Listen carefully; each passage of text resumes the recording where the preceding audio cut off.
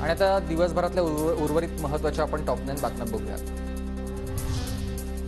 उद्धव ठाकरेंकडून सहकुटुंब नाशिकच्या काळाराम मंदिरात आरती आणि पूजा। मंदिर संस्थांकडून उद्धव ठाकरेंचा सत्कार। उद्धव ठाकरेंचं नाशकात जंगी स्वागत। छत्रपती शिवाजी महाराज चौकात जेसीबीनं ठाकरेंवर पुष्पवृष्टी तर गोदा तीरी महाआरती।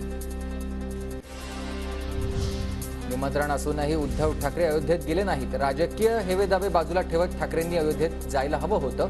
भाजप प्रदेशाध्यक्ष बावनकुळे यांची टीका। महाराष्ट्राला लुटणाऱ्या मंत्र्यांना तुरुंगात टाकणार। आदित्य ठाकरेंची मुख्यमंत्री एकनाथ शिंदेंसह भाजपवर टीका। पेपर फोडून विद्यार्थ्यांचं नुकसान करणाऱ्यांना मुख्यमंत्री फासावर चढवणार आहेत का, असाही सवाल।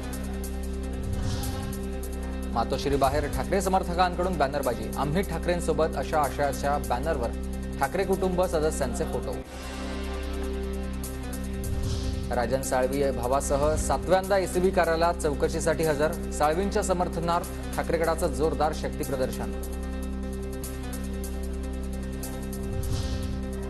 कथित खिचडी घोटाळा प्रकरणी सूरज चव्हाणांच्या ईडी कोठडीत वाढ। 25 जानेवारीपर्यंत तपास यंत्रणांच्या ताब्यात ठेवण्याचे विशेष पीएमपीएलए कोर्टाचे निर्देश। मराठा सर्वेक्षणासाठी ठाण्यात 3000 कर्मचारी घरोघरी जाऊन माहिती घेणार। 10 दिवसात सर्वेक्षण पूर्ण करण्याचं कर्मचाऱ्यांसमोर आवाहन। जळगाव खासदार डॉक्टर उल्हास पाटील 6 वर्षांसाठी पक्षातून निलंबित। काँग्रेसचे प्रदेशाध्यक्ष नाना पटोलेंकडून निलंबनाची कारवाई।